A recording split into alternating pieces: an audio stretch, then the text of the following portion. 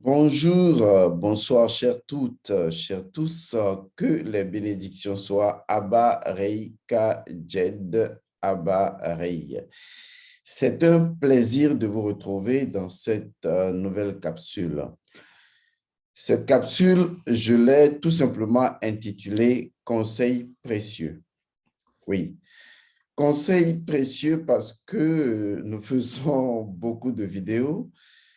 Et souvent, enfin, vous les suivez peut-être toutes, je n'en sais rien pour le moment, mais il arrive que certaines informations suffisamment précieuses échappent à votre attention, raison pour laquelle j'ai choisi de faire cette édition pour pouvoir vous aider à vous remémorer un certain nombre de données et de vous focuser sur des choses importantes à faire.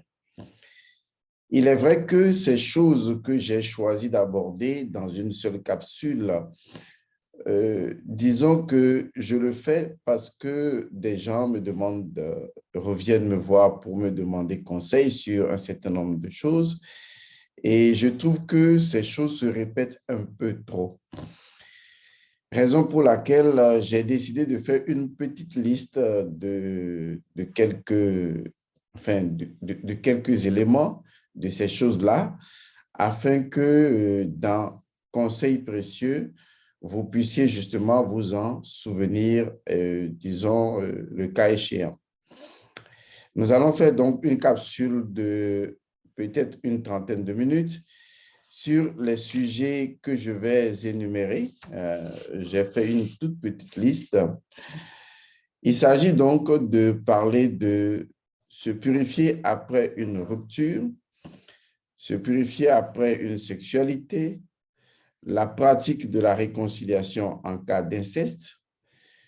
Il s'agit donc de la purification après un décès, mettre fin à une malédiction familiale, surtout son impact sur soi, guérir de certaines maladies grâce au sang, on va en parler détaillé, éduquer ses enfants même à distance en s'appuyant sur le sang et communiquer avec les membres de sa famille, hein, quelle que soit la distance par le sang.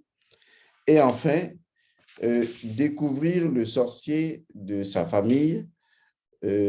Maintenant, on ne va pas aborder comment être en contact avec les sorciers passés de sa famille, mais pour le moment, on va juste vous informer sur un élément précis, ce qui pourrait naturellement vous aider. Donc, si vous êtes bien calé pour suivre cette vidéo, je vous dis une fois encore, bonne arrivée et pourquoi pas, bonne, heureuse et joyeuse année à vous. Alors, abordons le premier point. Il s'agit donc de la purification après une rupture.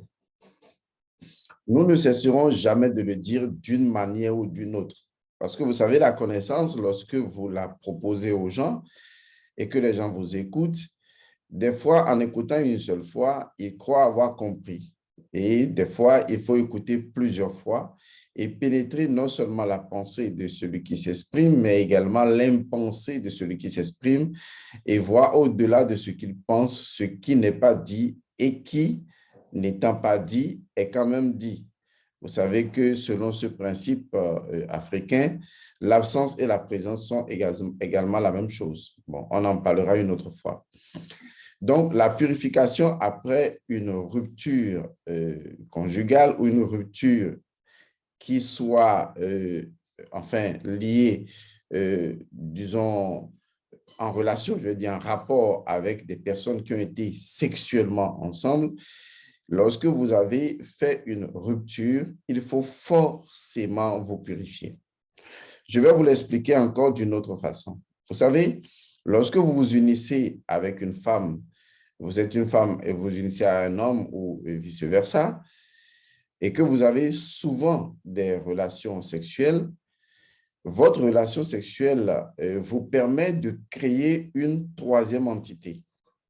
Suivez-moi bien. Il y a la création d'une troisième entité qui se met, qui naît de votre relation sexuelle. Toutes les relations sexuelles donnent lieu à la création de cette entité-là.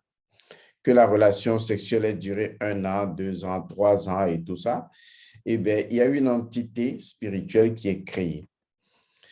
Une entité, c'est une énergie, d'accord, qui possède sa propre récurrence. Je vous ai toujours expliqué ça pour que votre conscience comprenne qu'il ne s'agit pas d'une entité préfabriquée, mais qu'il s'agit du fait que, étant donné que vous aviez régulièrement des relations sexuelles empreintes d'émotions, d'intentions, de motivation, et que vous avez, je vais le dire,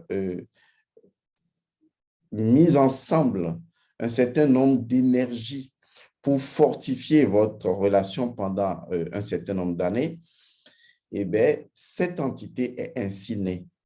C'est la troisième entité de votre relation sexuelle ou amoureuse. C'est cette entité qui fait que des fois, vous vous séparez, vous vous remettez ensemble, vous vous séparez, vous vous remettez ensemble, parce que cette entité détient vos deux énergies. Et souvent, en souvenir de cette entité ou en présence de cette entité, eh bien, vous n'arrivez pas à résister et donc cette entité vous attire l'un vers l'autre. Il faut comprendre que cette troisième entité est réelle, elle est vraie. Elle est née par le fait habituel de mettre en mouvement vos énergies de façon commune. Je vous l'explique encore autrement.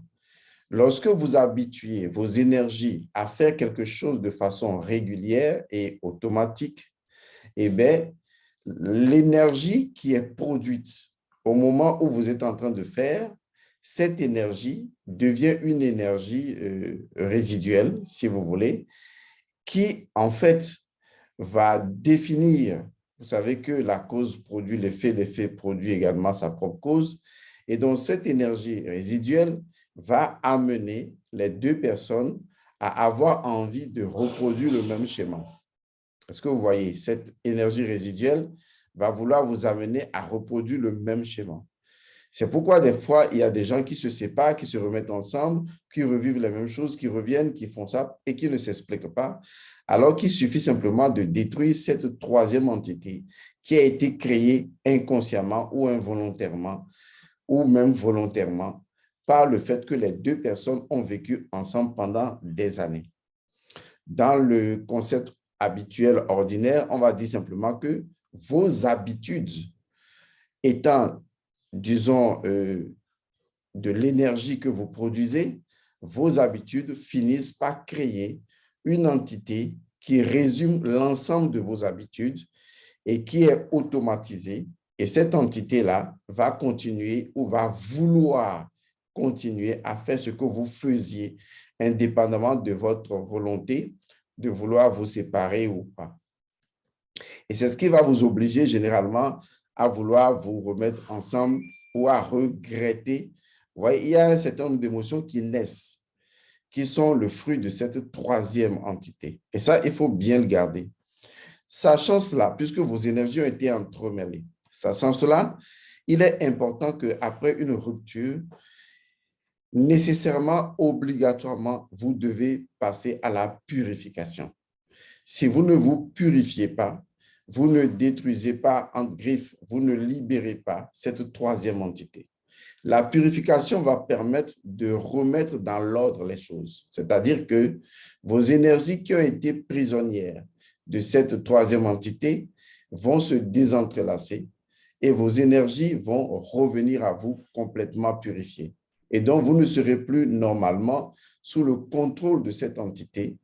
Vous ne serez plus en griffe possédé par cette femme ou par cet homme ou par le souvenir. Vous voyez, ce sont des choses qui arrivent et qui vont empoisonner complètement votre nouvelle relation.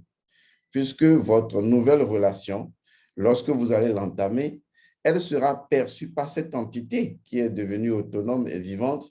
Elle sera perçue par cette entité-là comme une forme de trahison ou comme une forme de mauvaise attitude à l'endroit d'une relation qui est terminée, qui pour l'entité n'est pas encore terminée.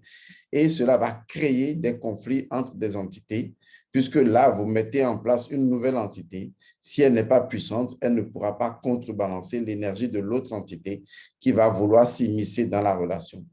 Et cela viendra pas des rêves, pas des rapports sexuels dans les rêves ou de souvenirs de rapports sexuels passés ou des choses qui vont créer des situations conflictuelles dans votre famille, dans votre nouvelle vie conjugale. Donc, c'est très important, excusez, c'est très important de veiller à la phase de la purification.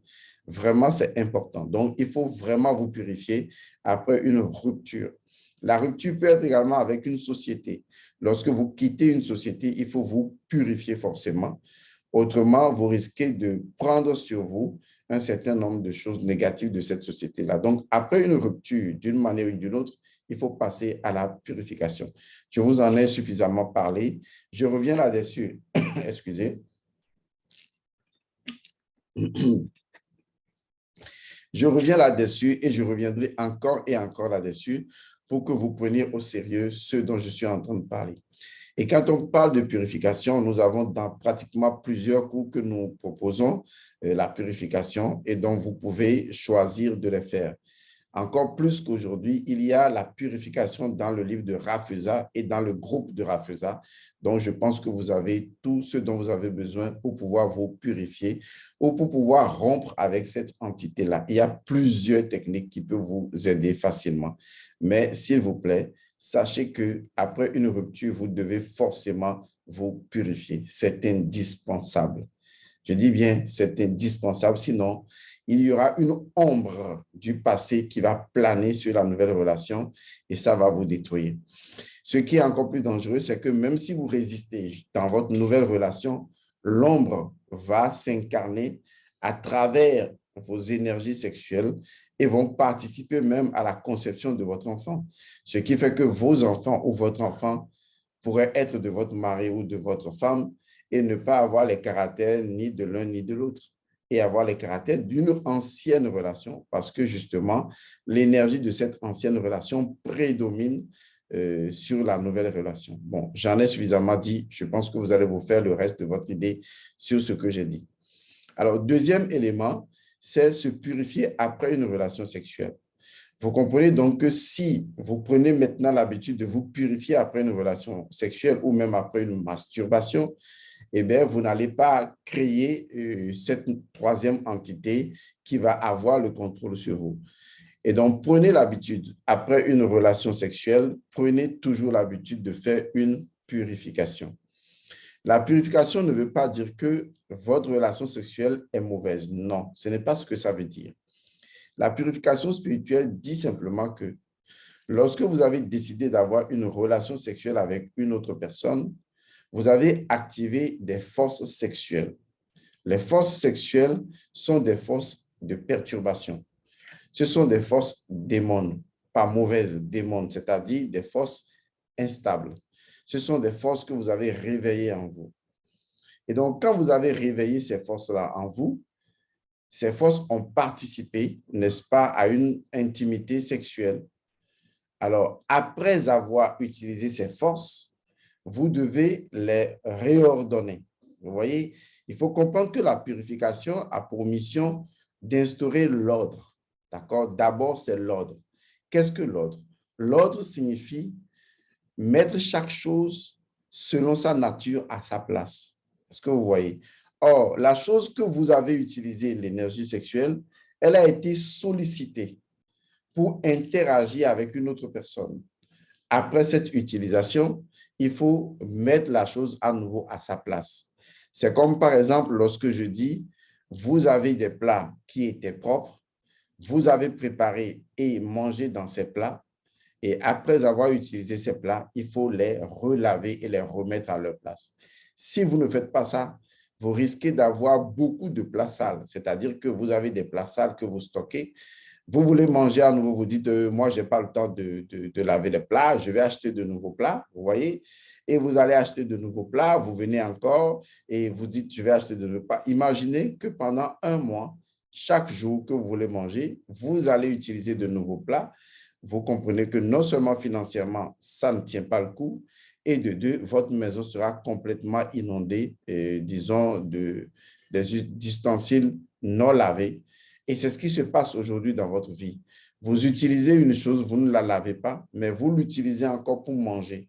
ce qui en fait va créer une infection spirituelle dans votre vie. Donc, après chaque relation sexuelle, veuillez vous purifier, s'il vous plaît. C'est très, très, très important.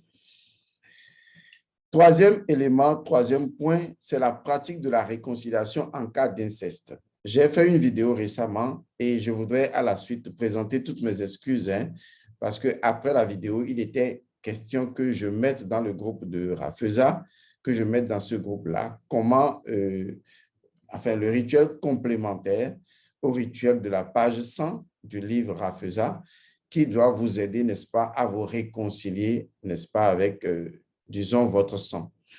Et donc, c'est important. Et j'ai précisé également que dans une famille, il est difficile de se rappeler s'il n'y a pas eu inceste ou pas, puisque nous sommes à la génération N plus 1, ou plus 7, plus 20, plus 30, mais les générations N moins, ben, on n'en a aucune idée. Donc, c'est toujours opportun de pouvoir se saisir de ce rituel-là pour ramener, n'est-ce pas, l'ordre. Vous comprenez maintenant l'ordre, pour ramener l'ordre, n'est-ce pas, au sein de votre vie. Parce que si votre vie n'est pas spirituellement et énergétiquement ordonnée, eh bien, vous allez vous entremêler les pas chaque fois que vous allez vouloir faire quelque chose. C'est d'ailleurs pour éviter que des entités négatives de nous-mêmes ne nous empêchent d'aller de l'avant en créant des blocages, en créant des situations inappropriées, que les ancêtres avaient mis en place le rituel de la purification après de grands événements pour éviter justement d'avoir ces entités récurrentes-là qui perturberont notre vie. C'est-à-dire, il faut les stopper, les désentrelacer, les réordonner, c'est-à-dire les mettre à leur place. Je répète, puisque ces entités ont été sollicitées pour faire quelque chose, ben, il faut les purifier. C'est d'ailleurs ce qui se fait dans le couvent.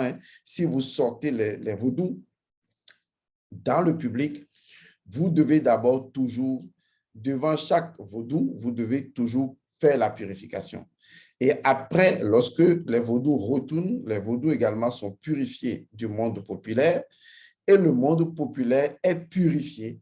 Autrement, justement, c'est comme si on a amené de nouvelles forces dans la cité, qu'on les a retirées et ensuite on ne purifie pas. La purification, retenez très bien, remet les choses dans un ordre précis, dans leur ordre initial. C'est très important. D'accord? C'est pour ça que j'insiste là-dessus. Donc, je vais, tout en vous présentant les excuses pour ne l'avoir pas fait, vous savez, on n'est pris par beaucoup de choses. C'est de la folie. C'est vrai que parfois, je me demande si c'est toujours 24 heures que nous avons dans une journée. Enfin, j'ai l'impression que j'ai moins de 24 heures qu'on m'a dupé. C'est juste pour rire. Mais franchement, même les 24 heures, c'est curieux, ça ne suffit pas du tout. Bon, on verra bien. Donc, je vais m'atteler à le faire rapidement, à vous faire un petit audio dans le groupe de Rafeza pour vous indiquer le complément à faire sur le rituel de rupture de contrat et réconciliation avec son âme par le sang. Le rituel complémentaire de la partie concernant l'inceste qui va vous aider justement à faire la réconciliation avec les entités de votre sang. Et donc ça, c'était le troisième point. Alors, l'autre point également, c'est la purification après un décès dans la famille. C'est vrai que j'avais parlé de la purification lorsque vous allez au cimetière, dans un lieu cimaitorial, lorsque vous allez à un enterrement, après un enterrement, j'ai dit qu'il faut forcément se purifier. Mais il faut que je vous précise une chose que je n'avais certainement pas précisée dans la vidéo précédente. Il s'agit de la purification après un décès dans votre famille. Il ne s'agit pas que vous avez été forcément à l'enterrement ou non. Que vous ayez été à l'enterrement ou pas, lorsqu'il y a un décès dans votre famille, vous, ou que vous soyez en Europe ou partout, ou même en Afrique, vous devez automatiquement en être obligatoirement informé et vous devez vous purifier. C'est important. C'est d'ailleurs ça qui permet de maintenir le lien avec la famille, parce qu'il y a des personnes qui ont des liens avec leur famille et qui sont au courant tout le temps de tout ce qui se passe dans leur famille. Mais il y en a qui ne sont absolument pas du tout au courant de ce qui se passe dans leur famille et qui apprennent même que tel oncle ou tel frère du père est mort il y a 2 ans. Ah bon? Ben, je n'étais pas au courant, on ne m'a pas dit. Vous voyez, donc ce n'est pas une bonne chose. Il faut être au courant des décès, de ces grands événements qui ont cours dans la vie de votre famille parce qu'il s'agit de l'égrégore de la famille. Parce que lorsque vous apprenez que quelqu'un est décédé, vous voyez, cela a un impact sur l'égrégore de la famille et naturellement, cela a un impact immédiat sur vous. Un impact direct ou indirect, mais il y aura forcément un impact sur vous. C'est pourquoi quand il y a un décès dans une famille, il faut forcément vous purifier. Supposons que vous êtes de la famille un tel et on vous dit qu'il y a tel oncle qui est décédé.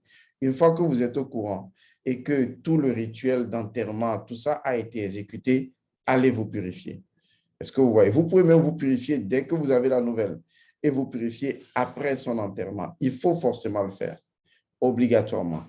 Parce que lorsque quelqu'un part de votre famille, je vais utiliser un mot un peu fort, même si ce n'est pas ce que je veux dire, ça déstabilise, disons, les différentes hiérarchies composites de votre famille. Parce que quand les gens sont vivants dans la sphère physique, ils sont hiérarchisés d'une certaine manière. C'est comme, par exemple, je donne un exemple, il y a votre papa, il y a son petit frère, il y a la maman, il y a tout ça. Dans votre famille, même si vous n'en êtes pas conscient, il y a une hiérarchie qui est mise en place par le fait que chacun possède une identité spirituelle et énergétique qui soit peut-être plus forte, plus puissante ou plus pure que l'autre. Votre famille est énergétiquement organisée.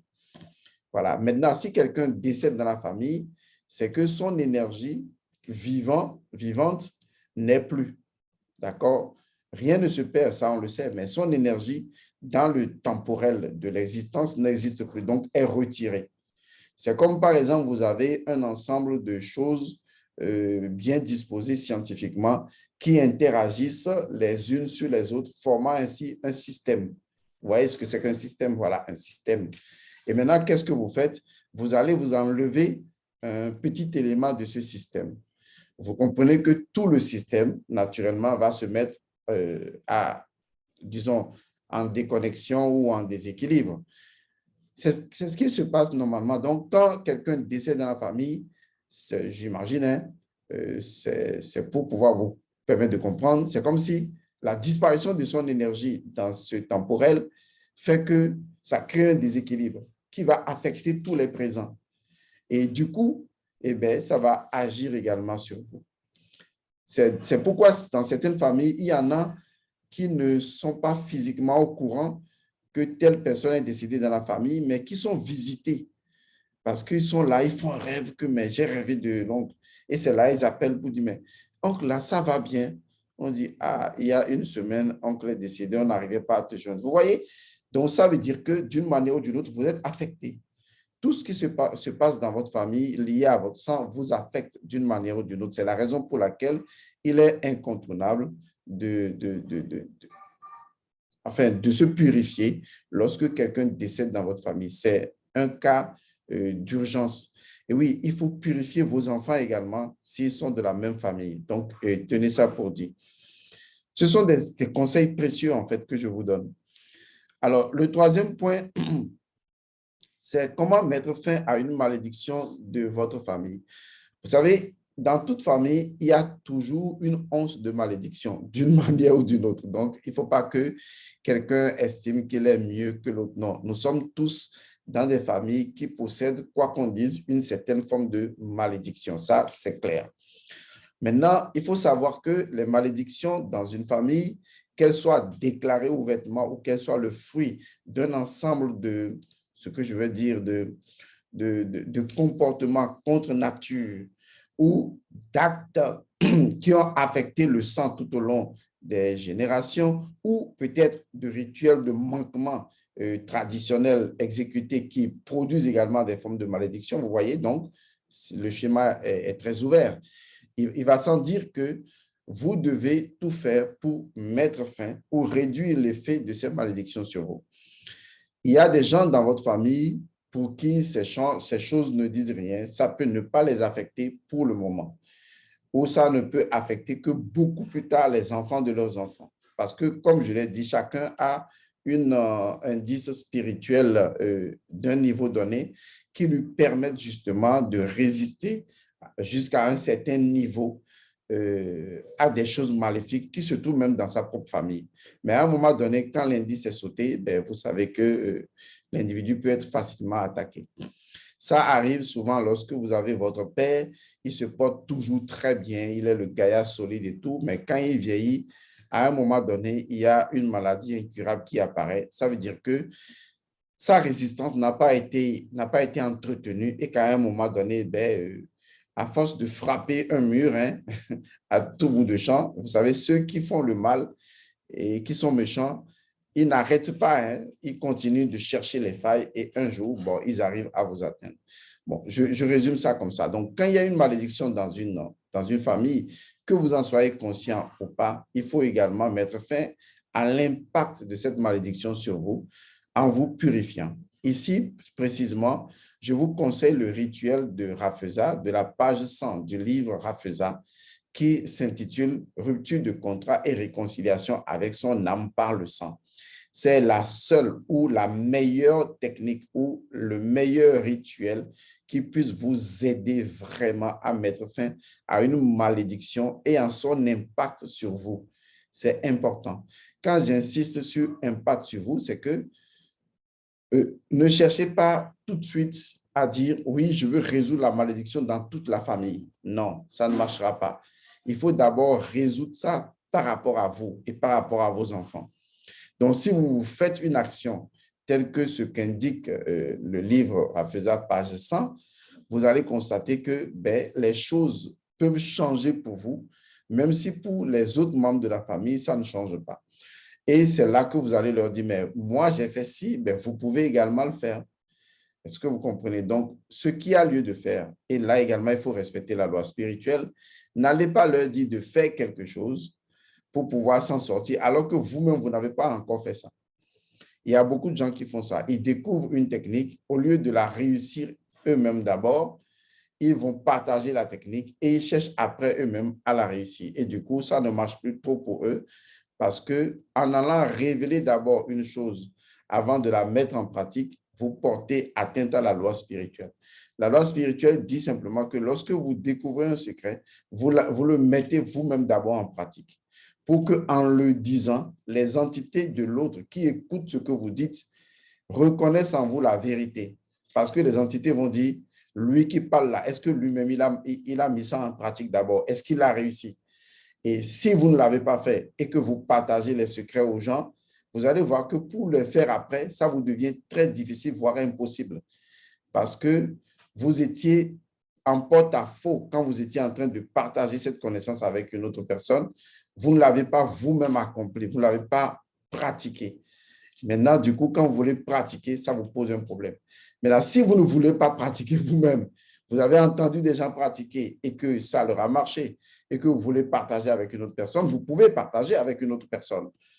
Parce que vous savez que vous-même, bon, ça ne vous intéresse pas de pratiquer. Mais si vous voulez vous-même pratiquer et réussir la technique, s'il vous plaît, avant de la partager avec une autre personne, réussissez vous-même d'abord une fois ou deux fois la technique et ensuite partagez. Vous devenez un individu vrai qui non seulement partage une chose qu'il sait, mais qu'il connaît. Parce qu'il y a une différence entre le savoir et la connaissance. Bon, je ne vais pas m'étaler dessus, vous comprenez ce que je veux dire. Donc, le rituel qui se trouve dans Rafeza, page 100, peut aider justement à mettre fin à une malédiction et à son influence sur vous et sur votre famille. Le point 6 m'a beaucoup interpellé parce que depuis que nous avons mis en place les rituels du sang, beaucoup de personnes qui ont suivi mes vidéos m'ont écrit pour me poser une question comme par exemple, hein, Monsieur Godson, est-ce que le cours sur la vérité du sang et Rafeza peuvent-ils aider à régler des problèmes de sang ou des maladies comme par exemple la drépanocytose, l'hypertension, l'hypotension, beaucoup d'autres maladies, le diabète et tout ça? Ma réponse a été sans équivoque. Oui, absolument oui. Et je vais vous expliquer pourquoi. Le sang, c'est le Nun. Le sang qui est le Nun, c'est tout simplement vibration. C'est tout simplement énergie. Voyez. Vous voyez un liquide, mais ce n'est pas un liquide, c'est une énergie ou un ensemble d'énergie. Et donc, vous, lorsque vous allez commencer à verbaliser, à communiquer avec votre sang, à parler avec votre sang, vous utilisez la seule chose qui soit en mesure de modifier les fréquences vibratoires du sang, le beat, la parole, le verbe. C'est pourquoi lorsque le sang coule, les incantations doivent pleuvoir, car les incantations sont exactement comme le sang lui-même. J'ai déjà expliqué cela en montrant la relation qu'il y avait entre Djéouti et la création du monde et le Noun et la création du monde. Quand vous prenez les différentes cosmogonies égyptiennes, toutes les cosmogonies sont parfaitement la même chose dans leur principe, mais dans leur forme, cela peut changer. On vous dira peut-être à tel endroit que c'est Atum qui a créé le monde, à tel autre endroit, on va vous dire que c'est le dieu Ptah qui a créé et que Djéouti a tout créé par le verbe, vous voyez? Donc, le verbe peut créer, le verbe crée, d'accord? Le verbe est créatif, le verbe crée, le verbe et la parole créent les choses. Donc, vous pouvez effectivement, en utilisant le rituel de la vérité du sang, pour les gens qui veulent réussir à guérir, je précise bien, hein, guérir des maladies en agissant directement sur le sang, je vous dis, c'est absolument possible, c'est absolument faisable, d'accord? Donc, pour ces gens-là, vous devez être dans la vérité du sang et dans le Rafeza. Parce que dans le groupe Rafeza, comme je l'ai expliqué tout à l'heure plus haut en parlant de l'inceste, ce n'est pas dans tous les rituels, suivez-moi bien, ce n'est pas dans tous les rituels qu'on met d'abord l'eau et qu'on met le sang ensuite. Il y a des rituels dans lesquels on met d'abord le sang et on met l'eau après. Vous voyez, ce n'est plus la même chose. Il y a des rituels dans lesquels on met autre chose d'abord et on met le sang après. Et on met l'eau après. Vous voyez, ce n'est pas non plus la même chose. Parce que la composition des éléments de façon hiérarchique a une influence sur le rituel, compte tenu du rituel qu'on veut faire. Je le dis parce que, comme j'ai promis, je vais faire dans le groupe de Rafeza, montrer aux gens, voilà ce qu'il faut faire lorsqu'il s'agit du cas d'inceste. Ce n'est plus de l'eau qu'il faut mettre d'abord et mettre le sang après, c'est autre chose. C'est ce que je vais préciser. De la même manière, lorsque vous avez des problèmes de maladie du sang, je dis bien des maladies du sang ou de toute autre maladie, hein, et c'est d'ailleurs le sang qui favorise les maladies, il est important d'utiliser le rituel de la page 100 du livre Rafeza. C'est important. Ce rituel de la page 100 du livre Rafeza est un rituel universel qui peut être personnalisé. Ça veut dire que lorsque je maîtrise ce rituel, au lieu de l'utiliser, les étapes sont respectées, hein, mais au lieu de l'utiliser de façon générale, je vais maintenant l'utiliser en me focalisant sur la maladie précise ou sur les maladies ou sur les problèmes qui sont là, dans des problèmes de maladie, bien sûr, des problèmes de santé qui sont là. Je vais justement me focaliser là-dessus pour régler cela en incantant, n'est-ce pas, des mots que je construis moi-même qui vont dans le sens de l'amélioration et de la santé, de la guérison. Parce qu'en ce moment, je vais appeler toutes les entités de mon univers sanguin à intervenir pour pouvoir restructurer ma vie et remettre la santé. Vous voyez, donc ça veut dire que si je connais bien le rituel de la page 100 du livre de Rafeza, je peux l'adapter à une situation bien précise, comme par exemple une maladie, comme les maladies que je viens de citer, qui, la liste n'est pas exhaustive, hein, mais vous pouvez voir pratiquement toutes les maladies, surtout les maladies psychosomatiques qui peuvent être guéries immédiatement grâce à cette communication rituelle que j'ai réalisée avec vous le 24 et le 25, qui repose naturellement sur la page 100 du livre de Rafeza. Je vous le dis parce qu'il y a beaucoup de personnes qui m'étaient déjà revenues pour m'expliquer que ce rituel leur a permis de guérir de certaines maladies. Et ça, je vous le dis, c'est absolument vrai. Ça m'arrive, ça arrive à beaucoup de personnes. Donc, vous pouvez justement essayer avec des petites maladies ordinaires et vous allez voir que l'impact est évident. OK? Excusez-moi. Donc, pour pouvoir vous dire que dans le cas où je veux travailler avec le sang, avec ce rituel de la page 100, eh bien, qu'est-ce que je fais concrètement? Je vous le précise dans le livre de Rafeza. Tout comme je précisais tantôt que je vais préciser sur l'inceste, je vais mettre les deux ensemble et vous allez pouvoir savoir, oui, j'ai telle maladie, je veux guérir de cette maladie, je peux utiliser ce rituel-là sur un certain nombre de temps, par exemple une fois par semaine ou 2 fois par semaine, ça dépend de moi, ou 3 fois par semaine sur un mois. Et ensuite, je vois quel est le résultat. Parce que je ne peux pas travailler lorsqu'on veut reconditionner les choses. Il faut un délai de 21 jours et plus. Donc, voilà pourquoi je précise ça. Ça dit 7 fois 3 en fait. Donc, si je décide de faire le rituel 3 fois dans la semaine, ça veut dire que je le fais 3 fois chaque semaine. Et donc, pendant les 3 semaines, je sais qu'inévitablement, j'aurai un résultat. Il en est de même de la maladie comme le sida ou comme de toute autre maladie, parce que des gens m'ont posé des questions de ce genre. Donc, c'est très important que vous preniez ces choses à cœur. L'avant-dernier point, d'accord, l'avant-dernier point concerne donc l'éducation des enfants et les protéger en utilisant le rituel de la page 100 du livre de Rafeza. Oui, vous savez, aujourd'hui, il faut reconnaître que les familles ne sont plus compactes comme elles devraient l'être ou comme elles étaient dans le passé. Avec le développement, la modernisation, lorsque vos enfants grandissent à peine, eh bien, ils se séparent de vous, ils sont loin. Souvent, vous êtes dans un autre pays, la famille est dans un autre pays, tout le monde est partagé. C'est vrai que la communication aide, mais il ne peut y avoir de véritable communication s'il n'y a pas précédemment une communion. Allez suivre déjà une vidéo que j'ai faite sur cette question-là, à savoir la communion et la communication. Peut-être que je vais vous remettre la vidéo en haut et vous allez pouvoir suivre. Il est important de comprendre que les gens ne peuvent vraiment communiquer, se comprendre que parce qu'ils communient. Vous ne vous appuyez pas suffisamment sur la communion, vous vous appuyez beaucoup sur la communication en ignorant la communion. Or, nous communions d'une manière ou d'une autre. Je suis en communion avec toute la création. C'est sur ce plan que je dois travailler d'abord avant de communiquer avec la création. Sinon, la création pourrait ne pas me comprendre, puisque la création ne me comprendrait pas dans ma communication linguistique particulière. Elle me comprendrait dans la communion. Et donc, la communication ne devient que le véhicule qui permet d'asseoir la communion pour que l'autre qui ne parle pas la même langue que moi puisse ressentir ce que je ressens quand je communique. Vous voyez, c'est important. C'est cette empathie qu'on appelle la magie naturelle.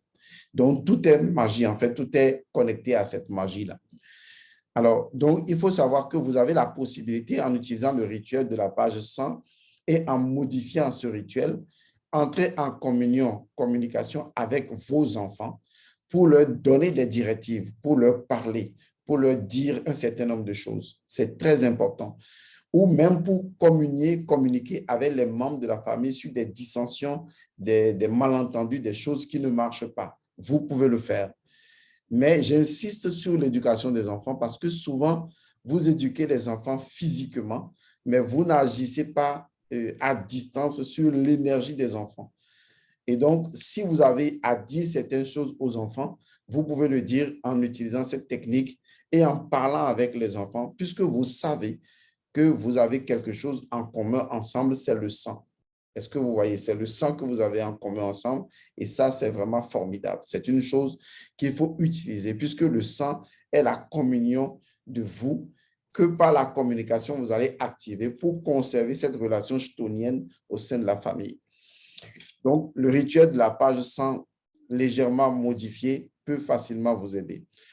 Je ne voulais pas que cette vidéo devienne longue, mais je vais vite faire. La dernière partie, donc, le 8e point, j'ai voulu faire justement 8 points aujourd'hui. Le 8e point concerne la découverte du sorcier de la famille. Dans toute famille, il y a un sorcier. S'il n'y en avait pas, il y aurait problème dans la famille. Quand je dis problème, ça ne veut pas dire problème physique, non. Je veux dire problème d'équilibre dans la famille. Parce que le sorcier, il représente quand même l'énergie sétienne. Et cette énergie, elle est normale dans votre famille, qui est la symbolique également de l'Énéade. Donc, il faut savoir que dans toute famille, il y a forcément un sorcier. Ça n'en manquera pas. Que votre famille soit africaine, asiatique ou européenne ou ce que vous voulez, eh bien, forcément, il y a un sorcier dedans. Vous pouvez décider d'aller à la rencontre de ce sorcier. Vous pouvez décider de chercher à connaître qui est le sorcier de votre famille. Et pour ce faire, eh bien, vous utilisez uniquement le rituel de Rafeza, page 100 du livre de Rafeza. Rituel que vous allez adapter parce que, justement, pour le moment, votre objectif, c'est de rechercher le sorcier de la famille. Le sorcier de la famille, c'est celui qui possède des pouvoirs particuliers, comme par exemple la capacité de sortir de son corps et de voyager. Je vous donne cette précision parce que peut-être vous ne savez pas ce que c'est qu'un sorcier. Et si vous ne donnez pas des précisions sur, disons, ce que c'est qu'un sorcier, vous pourriez ne pas avoir la réponse que vous souhaitez. Mais sachez une chose, pour tous les rituels que vous allez faire, rappelez-vous toujours de faire le serment de la vérité absolue. C'est important. Vous devez tout simplement déclarer votre innocence. Vous devez forcément faire, disons, une invocation, une évocation pour montrer que vous venez en paix. C'est ça ce qui est important. Et donc, une fois que vous faites le rituel et que dans le rituel de la page 100, modifié, vous décidez de savoir qui est actuellement. Vous voyez, donc la question doit être précise parce que le 100, c'est également l'oracle. Hein? Donc, la question doit être précise, savoir qui est actuellement. C'est autre chose. Est-ce que vous voyez? Maintenant, vous pouvez également décider de connaître la lignée des sorciers de votre famille. Et ça, c'est un challenge. C'est intéressant de le faire. La lignée des sorciers de votre famille. Parce que dans votre famille, depuis des générations, les sorciers se sont succédés et se sont transmis leur pouvoir de sorcellerie de père en fils, de mère en fille, ou de mère en fils, ou de père en fille. Tout dépend des inconvénients qui sont survenus tout au long. Mais sachez une chose, la transmission du pouvoir sorcier se fait au sein de votre famille. Vous ne le savez pas parce que vous n'êtes pas de leur monde. D'accord? Si vous étiez de leur monde, vous verrez que dès qu'un sorcier veut partir, ou même quand il est tué par la population, comme c'est le cas à des endroits donnés, il transmet toujours le pouvoir. Forcément. Même s'il ne l'a pas transmis avant de mourir, il le transmet après, dans le sommeil. Il va le transmettre. Il n'y a pas de frontière pour la sorcellerie hein, quand il s'agit de passer d'un univers à un autre univers. Donc, voilà. Donc, vous pouvez décider de connaître, n'est-ce pas, les sorciers de votre famille qui se sont succédés au sein de votre famille. Mais là également, il faut délimiter une période. Vous savez, en termes de questiologie, c'est la précision de la question qui donne la précision de la question qui donne la précision de la réponse. Donc, il faut vraiment préciser. Vous pouvez dire, par exemple, je ne sais pas, hein, de l'année 1800, par exemple, à 2021, pourquoi pas. Là, vous risquez d'avoir accès à plusieurs personnes qui étaient des sorciers de votre famille. Et le sang détient cette information. Vous voyez, le sang détient cette information. Donc, lorsque vous pratiquez le rituel de la page 100 du livre de Rafeza, lorsque vous avez fini le rituel, maintenant, vous intervenez vous-même dans la personnalisation de ce rituel pour demander, pour évoquer ou invoquer une décision que vous aimeriez voir accomplir.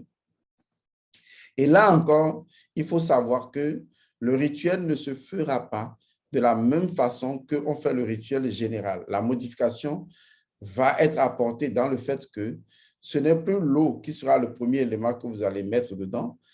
Et c'est ça que je vais donc préciser dans le groupe de Rafeza, afin que ceux qui souhaitent rencontrer le sorcier actuel de leur famille ou rencontrer les sorciers passés de leur famille, eh bien, soient en mesure de le faire.